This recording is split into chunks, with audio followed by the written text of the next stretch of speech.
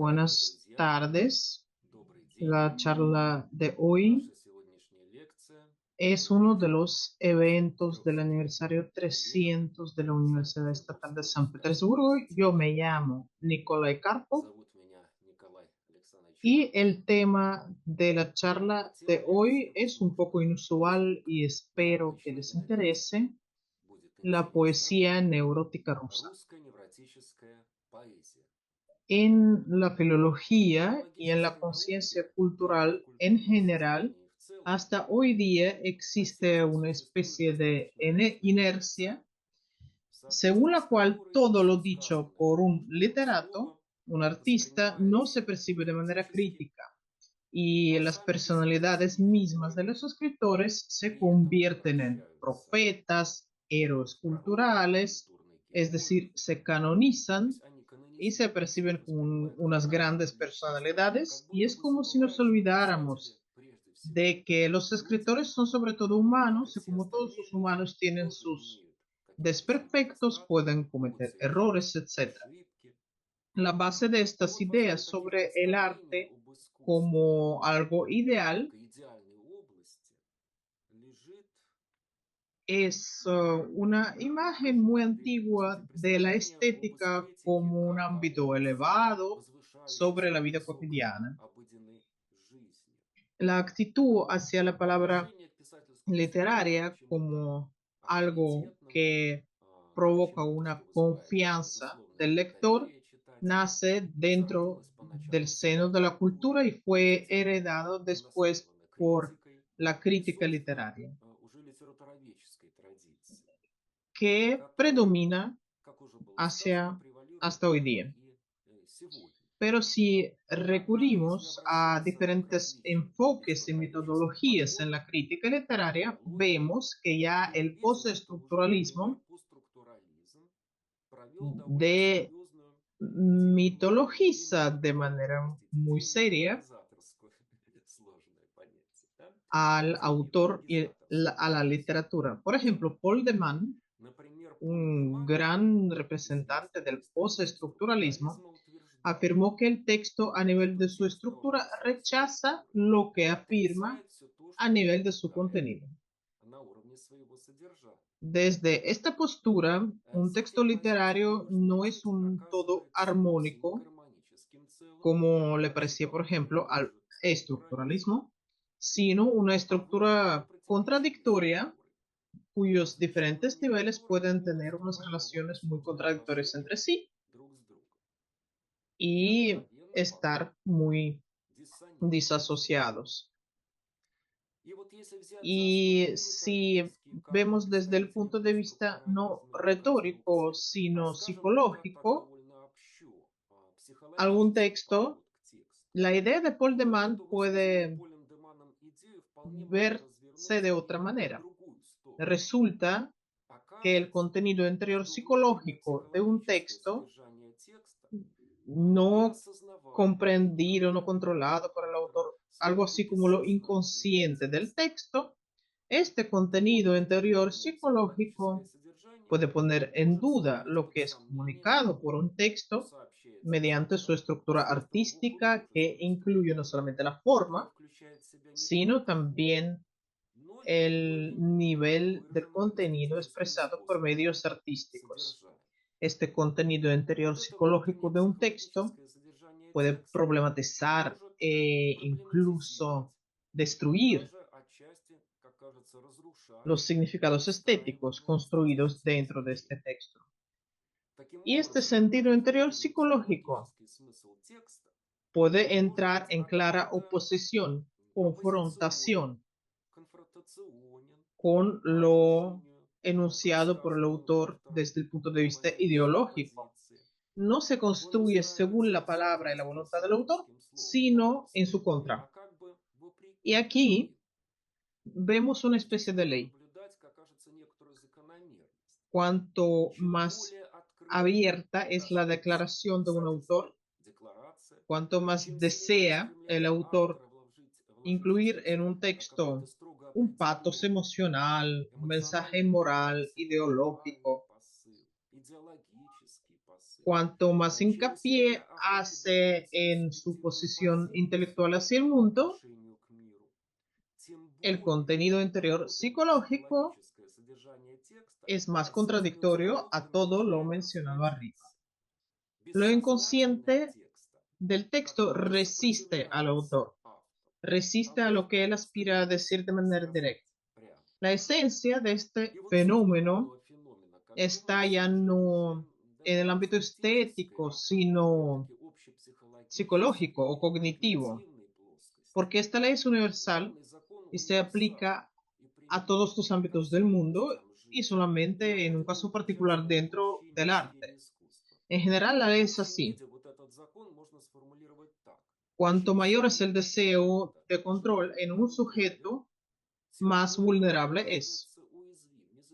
Entonces, como ustedes entenderán ya, propongo acercarnos a la literatura desde las posiciones psicológicas o, de manera más general, antropológicas. Este giro antropológico es un fenómeno que designa el interés hacia la personalidad del autor y es bastante típico para una parte de la crítica literaria contemporánea y se señala por los críticos literarios y en general los culturólogos más o menos en la frontera de las décadas de los años 2000-2010. Este enfoque que hemos elegido podríamos llamarlo psicomental o mental psicológico, que es lo mismo en el fondo. Ve la obra creativa, la creación, como una parte de la actividad psíquica espiritual de una persona y parte de que una obra de arte no puede existir como algo dividido, como algo aparte de su autor. Cada obra tiene una vida independiente.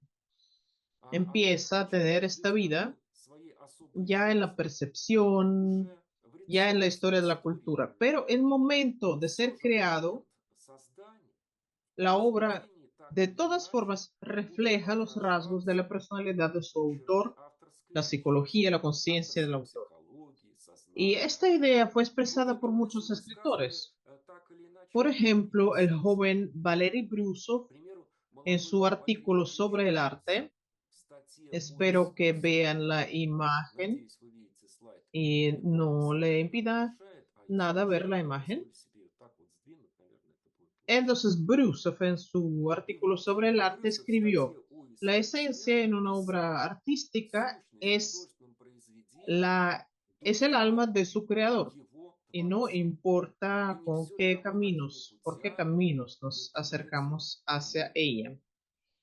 Y otro poeta y representante más bien del postsimbolismo, Vladislav Podasevich, en su libreta escribió también una idea muy interesante. En un poeta, el idioma, el sistema de las imágenes, la selección de los epítetos, el ritmo, el carácter de las rimas, la manera de versificar, es decir, todo esto que llamamos estilo, es la expresión de su personalidad espiritual.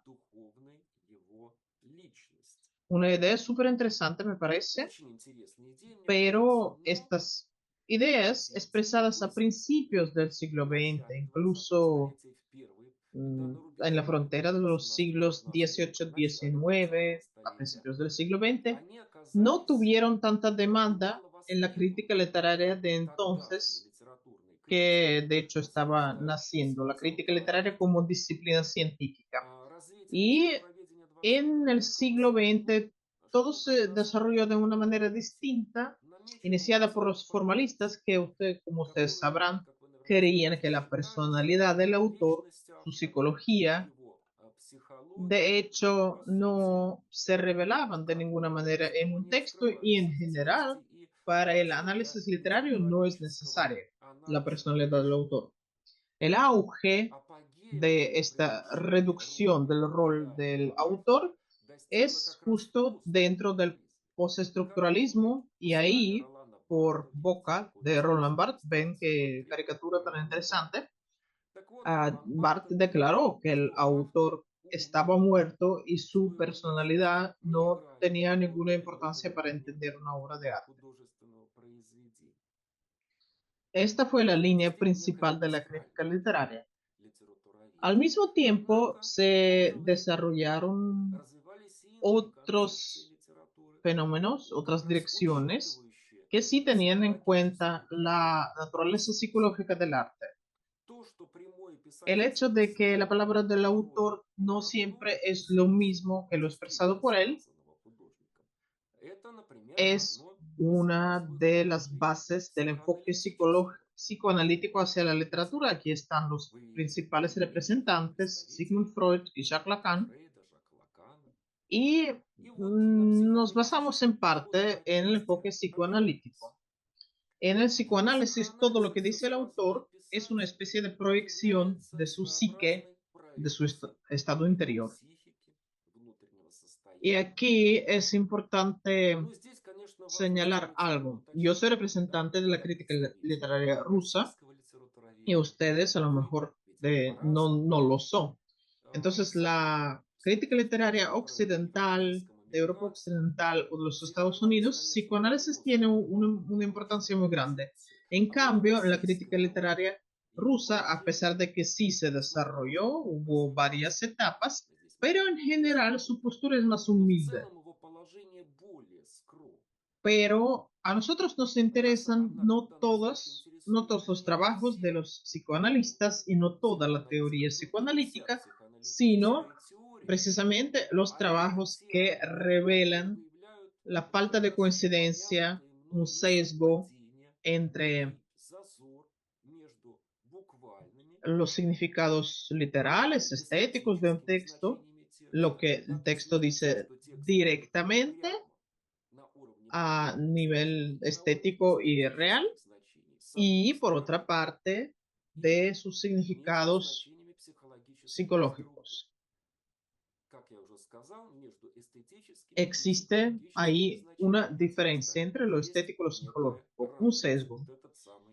Y precisamente en la crítica literaria rusa de las últimas décadas, esta problemática surge de vez en cuando, en particular en el libro de Igor Smirnov. Es una figura importante en general en la crítica literaria mundial. Por ejemplo, en 1994 publicó un libro que se llama Psicodía Cronológica,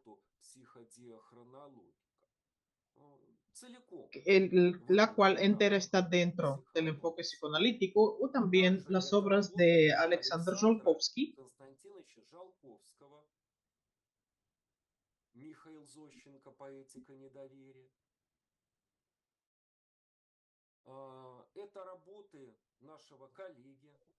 o Mikhail Bolshev. Perdón, aquí hay unos ruidos aparte, pero espero que no les distraigan, les pido perdón. Entonces, Alexander Bolshev dice en particular que en una obra literaria pueden estar presentes varias señales, marcadores, que testimonian la proyección de unas emociones muy personales, muy tensas de un autor.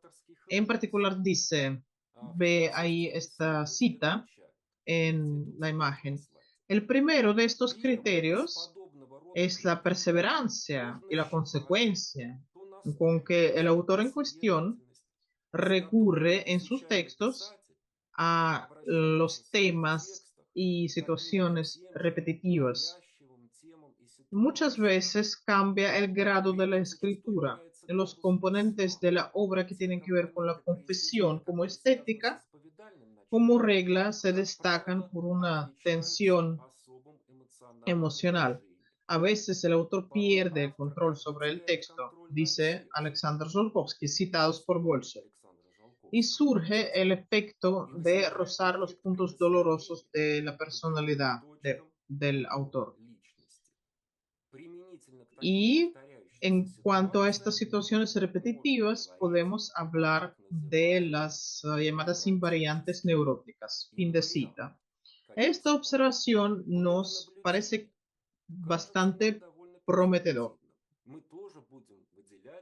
Nosotros también vamos a ver varias invariantes neuróticas en la obra de varios escritores. Sin embargo, Bolshev y Jolkovsky sobre todo observan la narrativa en una narrativa épica, sobre todo, es bastante difícil ver la voz del autor como tal, porque los fragmentos muy expresivos, muy emocionales, muy emotivos, no son tantos en un texto narrativo. Por otra parte, en la poesía lírica, como género literario que expresa los sentimientos y los pensamientos de un sujeto, sí podemos acercarnos más hacia revelar el estado emocional de un autor y reconstruir mejor su retrato psicológico y sus premisas interiores. Y esta sinceridad, la verdad de lo lírico puede a veces ser falso, porque precisamente detrás de las declaraciones abiertas de un autor se construye el sentido interior psicológico, que es contradictorio a las declaraciones. Aquí, por tanto, sobre todo son interesantes que los textos que verbalizan las emociones negativas de un sujeto lírico. Es precisamente estos textos los que vamos a designar como textos neuróticos. Estamos utilizando el término neurótico, por supuesto, basándonos en el psicoanálisis, pero tenemos que señalar algo. Primero, es que la crítica psicoanalítica muchas veces ve como una manifestación de la neurosis todo el arte en general, porque el arte, como en particular consideraba el fundador del psicoanálisis estructural Lacan, está basada en la tríade de lo real, lo imaginado, lo simbólico.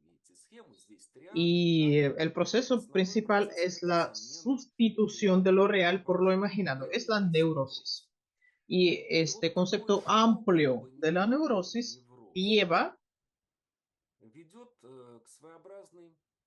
a una generalización, absolutización de lo neurótico. Por ejemplo, así escribe un famoso filósofo y psicoanalista, Vadim Rudnev.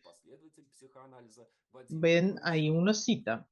En principio, cualquier obra de arte del siglo XX con un estilo activo puede considerarse un discurso neurótico, sino como un discurso psicótico.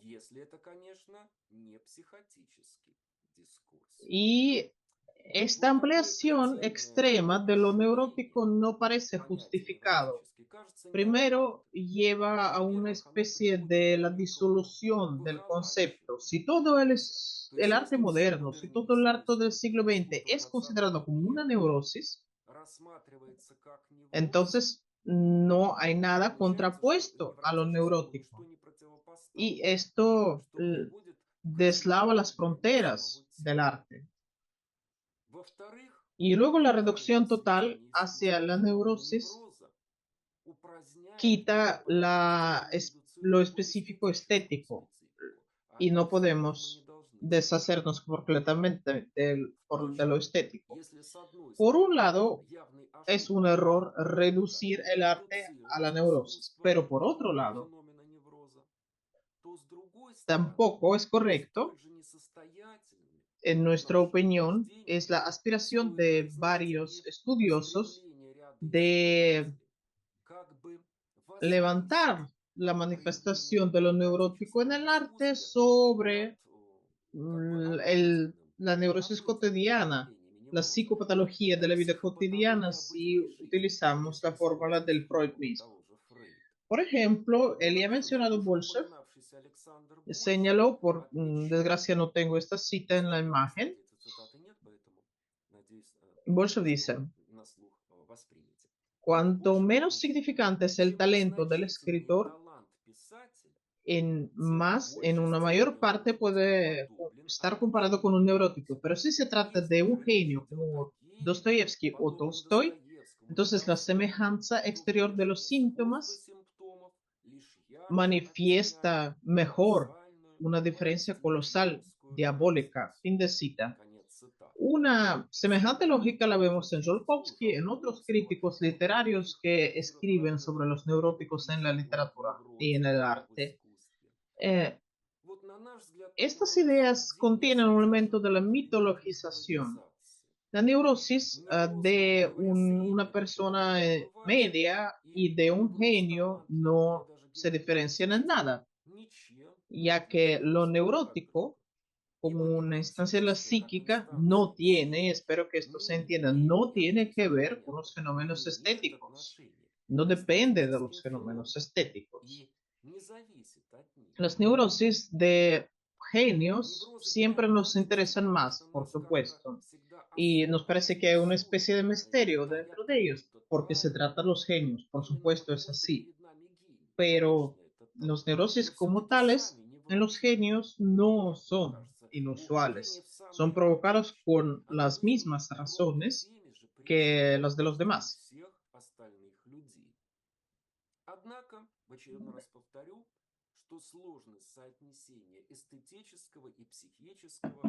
En general, en la vida humana es un tema para una charla aparte. También me gustaría contrariar una afirmación más muy basada en el ámbito psicoanalítico. Lee Simonson, un gran arquitecto estadounidense, dijo, perdón, aquí está la cita, ajá, aquí estaba la cita de Bolshoi que acabo de citar, está ahí. Bueno, pasemos a lo de Simonson. Él dijo que un artista puede ser definido como un neurótico que de manera constante se cura a sí mismo mediante el arte. Es una idea bastante frecuente, como ya he mencionado. Por ejemplo, en Vadim Rudnev, que también ya hemos mencionado, nos habla de la neurosis curativa del arte.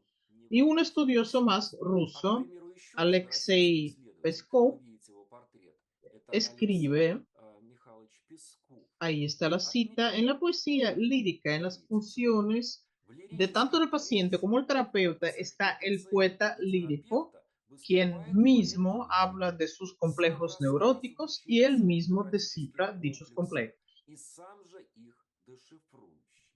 Fin de cita. Y si estamos de acuerdo con que un poeta lírico verbaliza sus complejos en el texto,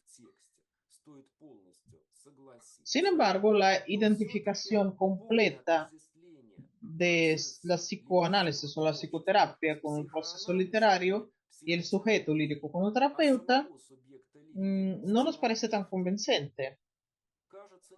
Es que los complejos neuróticos, que son verbalizados por el autor, o no son algo consciente por el autor, están en la esfera de lo inconsciente, o él sí se da cuenta, pero no los interpreta de manera plena, sino a lo mejor incorrecta. Aquí está la diferencia entre el arte, la creación y las prácticas ayudantes psicológicas, como se les llama hoy, como la psicoterapia o el psicoanálisis. Si el psicoanálisis clásico y sobre todo los métodos contemporáneos de la terapia están dirigidas precisamente para entender la causa de las crisis de los pacientes y se llevan a cabo con un objetivo bien definido, el arte, siendo un proceso irracional, intuitivo, por supuesto, no puede suponer el planteamiento de estos objetivos consciente. Entonces, un terapeuta profesional garantiza la eficacia de la terapia y lleva a su paciente a resultados positivos. El sujeto de la creación literaria artística A veces sí intenta definir las causas, pero las herramientas necesarias no están a su alcance para resolver este problema. Entonces, en la creación como una especie de terapia inconsciente, el resultado positivo y sostenible psicológico es bastante raro. Y esto se confirma simplemente con la lógica de una trayectoria creativa de un autor, la evolución de los aspectos mentales psicológicos de su obra. Y muchas veces vemos que las manifestaciones neuróticas acompañan toda la obra de un autor y no se debilitan en las obras tardías. Entonces no existe la cura, no se lleva a cabo el tratamiento. El arte es más bien para un autoanálisis más profundo, para verbalizar emociones neuróticas y no para curarlas. El arte para un neurótico, con pocas excepciones, no es un camino de salvación de la trauma, sino una especie de analgésico que ayuda, aunque sea de manera parcial, suavizar el dolor, pero no curar la enfermedad. Pero esta hipótesis necesita una verificación adicional. La salvación de las emociones neuróticas no se produce en el arte. Y esta esta idea de que el autor se cura con su arte, necesita una justificación. Volviendo a la comprensión de lo neurótico, decimos que este término es utilizado por nosotros en un sentido bastante estrecho, como lo utilizaba Freud, considerando lo neurótico no todo lo inconsciente, no cualquier deseo, no cualquier sustitución de lo real por lo imaginado, sino una especie de conflicto interior que, como pensaba Freud, sale del conflicto de los deseos personales de un humano con las leyes sociales.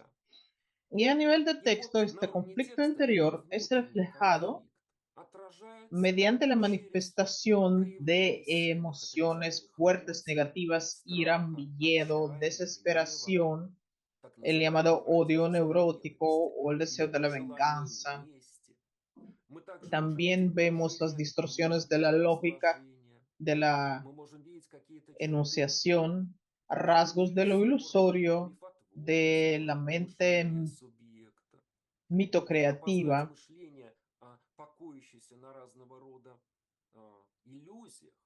Y es bastante fácil ver esta especie de la mente que se basa en ilusiones, porque el sujeto destruye la lógica elemental, hace enfrentarse unas apreciaciones no compaginables y de esta manera revela sus propias contradicciones, su propio conflicto interior. Es esta situación precisamente la que nos interesa. La poesía clásica rusa nos brinda aquí un gran material muy rico. Aquí están unos pocos autores en los que los textos neuróticos, estos son los autores en los que los textos neuróticos son numerosos. Por ejemplo, Mikhail Lermontov, Evgeny Baratynsky, Nikolai Nekrasov. Estos son los poetas decimonónicos en el siglo XX. Alexander Blok, Sasha Chorny. No es una lista completa, por supuesto. Ahora es la hora de hablar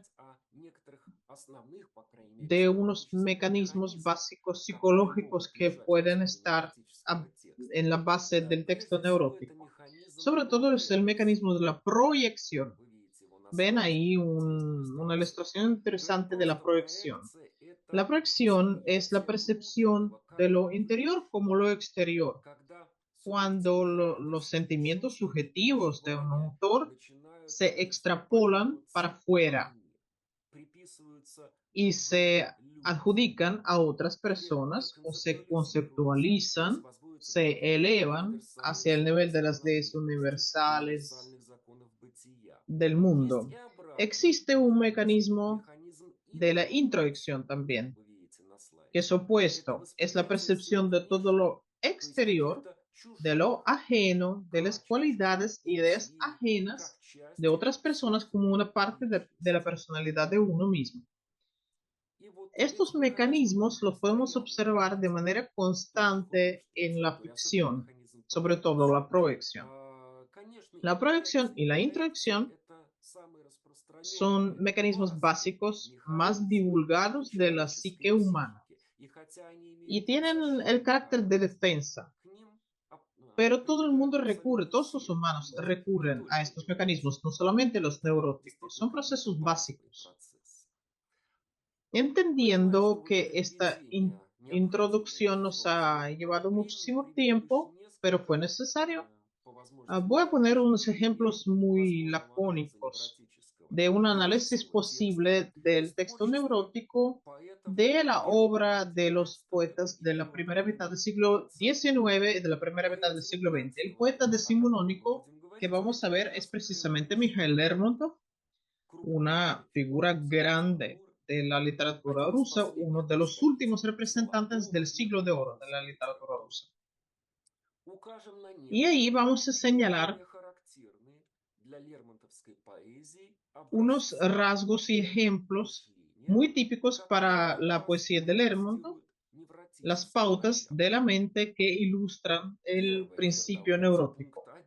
El primer rasgo muy importante para la poesía de Lermontov, que nos permite hablar de los sentimientos neuróticos, es el maximalismo extremo.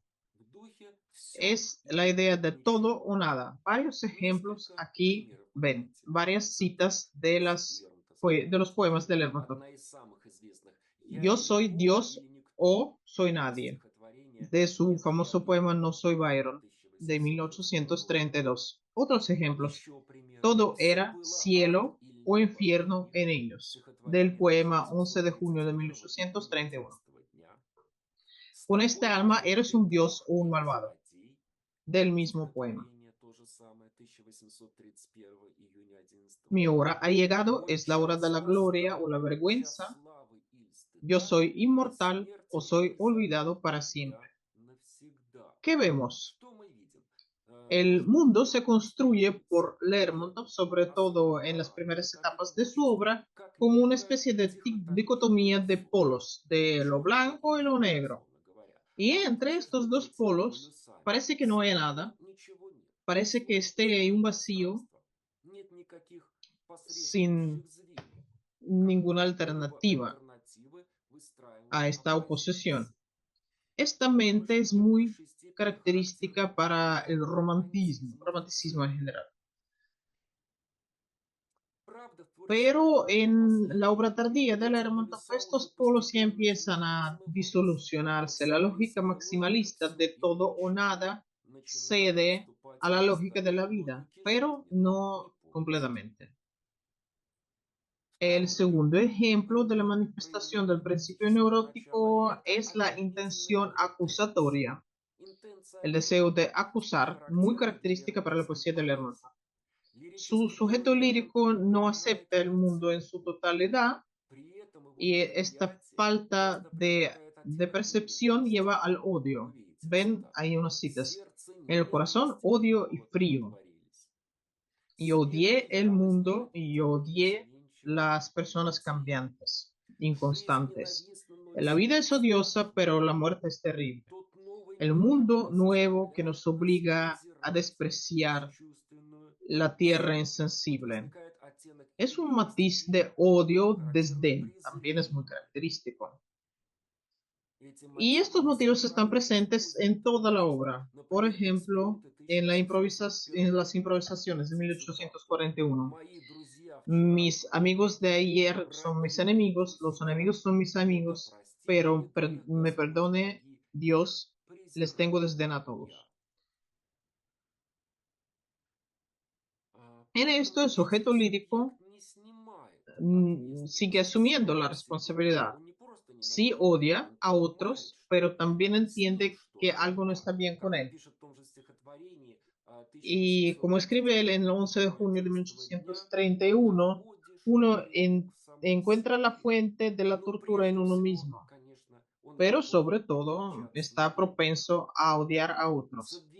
Y las acusaciones también tienen que ver con el tercer rasgo neurótico, con su tercer avatar neurótico de un personaje de Lermontov. Y este consiste en que el sujeto lírico, intentando comprender su odio, construye una especie de biografía psicológica según un modelo. Yo estaba dispuesto a regalar amor al mundo, pero la gente despreció mis sentimientos, distorsionó mi personalidad y convirtieron mis cualidades buenas en malas. O si lo ponemos de manera más simple, el amor del poeta sin encontrar respuesta entre las personas se convierte en el odio, el deseo de la venganza, el deseo del bien se convierte en la justificación del mal. Como deseaba la libertad, las nubes, estaba dispuesto a besar los labios de mis amigos, sin ver si hay una serpiente en estos labios. Pero entré en otra sociedad, conocí a las personas, el engaño de los amigos, me volví suspicaz y perdí el talismán de la despreocupación espiritual. El poema se llama El 15 de julio de 1830. Y lo interesante es que estos motivos se conservan en toda su obra y está también en la famosa novela El héroe de nuestro tiempo. Ahí precisamente se describe la biografía de Pechorin, el protagonista, que dice a la princesa Mary. Todo el mundo leían en mi cara las señales de las cualidades malas que no había, pero todo el mundo lo suponía y así aparecieron. Nadie me tenía cariño, todos me insultaban, me volví malicioso, yo era huraño y los otros niños alegres. Yo me sentía superior y me ponían a nivel inferior y me volví envidioso, etcétera, etcétera. Oleg Yegorov, autor de una monografía muy interesante, Lermontov como tipo psicológico, de hecho es un libro único que ve la obra de Lermontov desde el punto de vista psicoanalítico. Yegorov ve en esta lógica del personaje de Lermontov el sentimiento neurótico de la falta de integridad. Y se refiere al psicoanalista Adler, quien dice que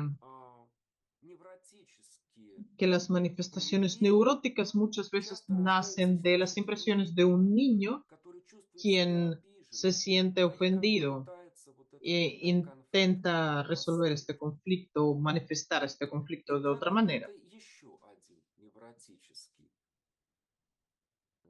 Otra pauta neurótica, otra situación que se repite de manera constante en la obra de Lermontov. El cuarto rasgo neurótico, muy típico para Lermontov, es el deseo de representarse como víctima de un engaño total por parte de las personas y por parte de la vida en general. En la psiquiatría esto se llama acentuación paranoidal. Una serie de ejemplos. Conocí a las personas y el engaño de los amigos. Fui engañado por la vida en todo, cuando odiaba y cuando amaba. En un poema de 1831. ¿Quién tuvo sentimientos vanos y fue engañado por la vida? Un montón de ejemplos. No tengo tiempo para citar todos, pero los ven en las imágenes. No se puede oponerse al engaño. El personaje lírico, hiciera lo que hiciera, es engañado y es calumniado. La calumnia es una palabra muy frecuente en los poemas de Lermontov. Ahí está el deseo de calumniar al personaje. Y así llevo unos días de tortura, calumniado, solo, sin objetivo. Y, y muchas veces la fuente de la calumnia y el engaño es la mujer. Por ejemplo, mis mejores sentimientos son engañados por ti para siempre en el poema que se llama El mendigo. Pero tú remuneraste con el engaño mis esperanzas y sueños en un poema a Ana Desdeonova. El alma se ve en los ojos, pero es para el engaño. O sea, cada mujer para Lermontov es una engañadora que lo engaña conscientemente, deliberadamente. Tenía unas relaciones muy complicadas con las mujeres, es un tema aparte. Con esto, muchos sentimientos neuróticos en Lermontov se reducen en la obra tardía, pero el motivo del engaño se conserva, no pierde la importancia. Por ejemplo, en el poema que se llama La gratitud, dice, por el calor del alma malgastado en el desierto, por todo el engaño de mi vida, dice el personaje lírico, y los críticos siguen tratando de adivinar a quién se dirige este personaje, a Dios o a una mujer amada. Pero es muy sintomático en todo caso, porque le reclama tanto al creador como a la mujer, con una intensidad casi igual. ¿Por qué pasa esto? Porque el sentimiento neurótico borra lo particular, borra lo concreto. Este sentimiento reduce las explicaciones racionales. Lo importante es el sentimiento. Me has engañado, no importa quién fue, si Dios o si la mujer. La quinta manifestación de lo neurótico es, de hecho, la distorsión de la lógica del pensamiento que ya hemos mencionado. Y es un poema tardío, estoy aburrido y triste. La lírica tardía de Lermontov no es tan fuerte en lo emocional. Es a veces más tranquila, más meditativa esta poesía. A veces incluso racional. Pero aquí también el sujeto puede estar dentro del poder de los sentimientos neuróticos, porque intentando ser lógico, destruye la lógica, entrando en una clara contradicción. Entonces vamos a ver el poema Estoy aburrido y triste, de 1840. ¿Cómo está estructurado? Son respuestas y preguntas y respuestas. Y es el modelo del pensamiento. Sin embargo, un estado muy grave psicológico que tiene el sujeto lírico, de hecho, presiona sobre la lógica del pensamiento. Y a pesar de la naturaleza íntegra expresiva, a nivel lógico, una enunciación de Lermontov es bastante contradictoria muchas veces. Los vínculos lógicos son sustituidos por otros. Por un lado, eso tiene que ver con el psicotipo de Lermontov, y por otro lado, está dentro de la poética romántica.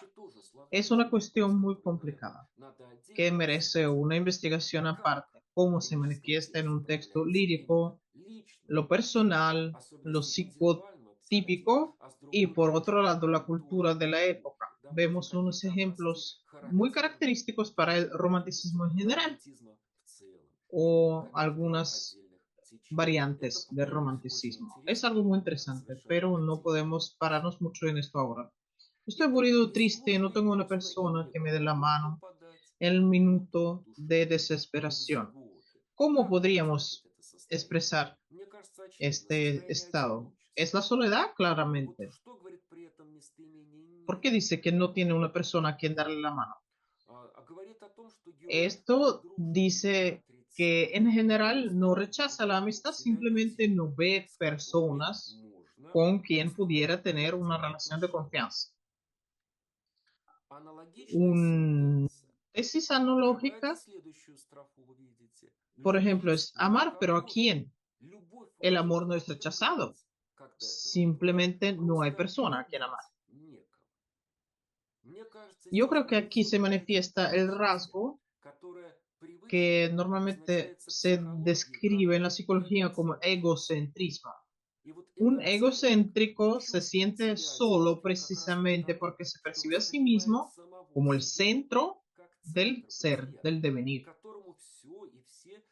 Y todo el mundo tiene que atraerse hacia él, pero el egocéntrico mismo no hace ningún esfuerzo para tener un contacto con el mundo, para siquiera intentar comprender el mundo a su alrededor.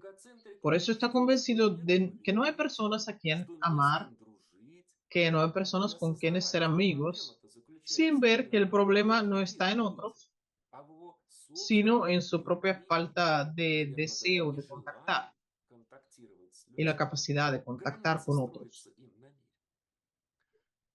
Volviendo al inicio, deseos. ¿Qué sentido tiene desear en vano y eternamente? ¿Qué lógica tan interesante? Más lógico sería decir desear eternamente, pero en vano. Pero ahí no pone pero pone y. Y esto disoluciona la estructura lógica. En vano y eternamente. En estas líneas, como se considera, se niegan los deseos humanos como sumamente ilusorios, imposibles de realizarse, pero aquí podríamos poner un pero. Si uno desea y no hace nada, es precisamente como escribe el poema, no hay ningún sentido en esto.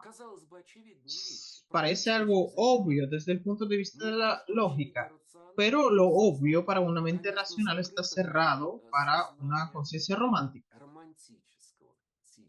Las premisas de esta mente suponen la prioridad de los deseos subjetivos y eternos sobre la realidad objetiva. Y desde el punto de vista de la psicología, el poner en primer plano de los deseos de uno es la representación de lo psicótico histérico. Cuando los deseos eternos no se cumplen, lo cual es natural, el reconocimiento mismo de la imposibilidad de estos deseos provoca una angustia y un desengaño. Es algo natural. Un deseo vano y eterno se valora aquí como una especie de tragedia. Es bastante curioso el uso aquí de las palabras en vano y eternamente. Y estos adverbios, junto con el reconocimiento de la falta de sentido de los deseos, es pleonástico aquí. Y de hecho reduce toda la frase a lo absurdo. El personaje lírico afirma que no hay sentido en algo vano, en los deseos vanos. ¿Cómo podemos entenderlo? No hay sentido en deseos vanos. Como si alguna vez hubiera sentido en algo parecido. Por supuesto, no puede haber. Ustedes se supondrán que esta frase es una especie de inexactitud dentro del habla. Y muchas veces Lermontov fue acusado de ser inexacto en la manifestación de sentimientos, pero de por sí es sintomático porque es muy característico para toda la estética de Lermontov, porque nos hablan de lo predominante de las emociones sobre la lógica.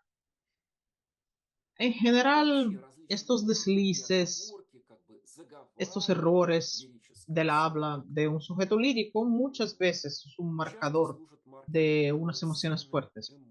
Continuemos. Amar, pero ¿a quién? Si es por un tiempo, no vale la pena y es imposible amar eternamente. Otra vez, tenemos una paradoja lógica. El sujeto rechaza el amor porque no tiene personas a quienes amar, pero no le parece lo bastante convincente y se hace un intento de encontrar otra explicación de no creer en el amor. Si es por un tiempo, el amor no vale la pena y uno no puede amar eternamente. Estas conclusiones no son perfectas. Por supuesto, no existe el amor eterno en la vida, pero en general la vida no tiene nada eterno. Por tanto, cualquier acción puede explicarse como algo sin sentido y que no vale la pena. Es de hecho a esta conclusión que llega el sujeto lírico al final. Y la vida, cuando uno lo ve con una atención fría, es una burla vacía y estúpida. Al final de la segunda estrofa surge otro motivo importante, el motivo del pasado que se está desapareciendo, se está yendo. Ahí no hay ni huella del pasado y las alegrías y las torturas, todo ahí es patético. Y los años pasan, los mejores años. Ese vínculo con el pasado es importante para la personalidad de Lermontov, pero al mismo tiempo es obvio que uno no puede vivir con el pasado. La psicología contemporánea precisamente nos dice de que es importante dejar el pasado atrás y vivir en el presente, en el momento. Es natural que una persona cambie a lo largo de la vida, no puede ser siempre el mismo, pero para la conciencia romántica, en el pasado está lo ideal y el momento del presente es una pérdida, es la pérdida del pasado, que es un signo de la degradación del alma. Por tanto, Lermontov dice, las alegrías y las torturas, todo es patético. Otro motivo interesante es la verbalización del complejo de la culpa, una especie de autoflagelación, que parece contradecir lo arriba mencionado cuando estábamos hablando de las invectivas, de lo acusatorio en Lermontov. Pero precisamente la psicología vincula estos dos fenómenos, la acusación y la autoflagelación. Cree que las dos cosas son muy típicas para una personalidad neurótica. El deseo de ponerse en la posición superior en cuanto a los demás está condicionado muchas veces por el sentimiento de la insuficiencia de sí mismo. La última estrofa, que hace una especie de conclusión, también nos muestra unas paradojas lógicas. ¿Qué son las pasiones? Tarde o temprano su enfermedad dulce va a desaparecer cuando se pronuncie la mente. Las pasiones aquí es un concepto general que une todos los sentimientos humanos, la amistad, el amor, también alguna otra cosa. Todo esto puede clasificarse como pasiones, pero no estoy del todo seguro que esto fue lo que quería decir el poeta. Y son definidos de manera muy interesante como una enfermedad dulce. Este es una especie de oxímoron, una unión de cosas lógicamente contrapuestas. Por un lado, las pasiones son naturales para una persona, pero por otro lado son engañadoras. Tiene algo que ver con la filosofía budista un poquito. Este oxímoron, la enfermedad dulce, es muy sintomático para la conciencia romántica porque representa de manera muy visual la contradicción en la base del romanticismo. El romanticismo todo está estructurado dentro de estas contradicciones. Entonces, esta contradicción, a primera vista, se reduce.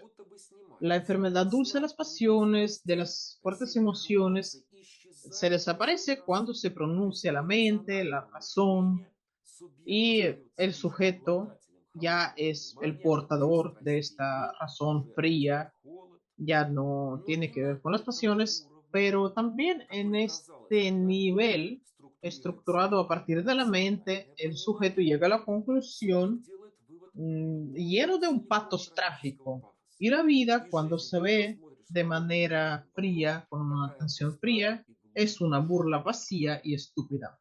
Lo trágico del devenir no tiene necesariamente que ver con lo neurótico, pero el camino mismo del pensamiento del poeta nos da la impresión de algo ya prefabricado en esta conclusión. Es una especie de círculo vicioso. Todos los intentos del sujeto de afirmar los valores positivos son truncados por el mismo. Podríamos decir que cuando la psique de una persona está depresiva, la conciencia misma ignora y rechaza la idea de que haya una salida de este estado. Yo creo que es precisamente lo que estamos viendo en este poema, en este texto de Lermontov. También, en mi opinión, la composición recuerda el mecanismo de la conducta mental y coloquial descubierta por Eric Berne, psicólogo y sociólogo. Este mecanismo es algo que él llama sí, pero. Quiero ser comprendido, quiero tener amistades, quiero tener amores, pero no hay personas a quien amar, no hay amigos, pero el amor es imposible, pero mis sentimientos son importantes para mí, pero los considero patéticos, etcétera, etcétera. En cuanto el sujeto expresa una idea positiva, inmediatamente encuentra una contraidea negativa. Verne lo ve como un juego social, pero me parece que también puede manifestarse, realizarse en un texto de ficción. Es una estructura dialógica. Es obvio que el sujeto de Lermontov se dirige a un destinatario que es el lector, por un lado, y por otro lado el autor mismo. Estoy viendo, queridos amigos, que nos quedamos cortos de tiempo. Paso la palabra a nuestro moderador. Me falta tiempo para decir todo lo que quería decir. También quería hablar sobre una serie de textos de Lermontov y luego sobre Sasha Chorny, un poeta del siglo XX, pero me parece que se me está acabando el tiempo.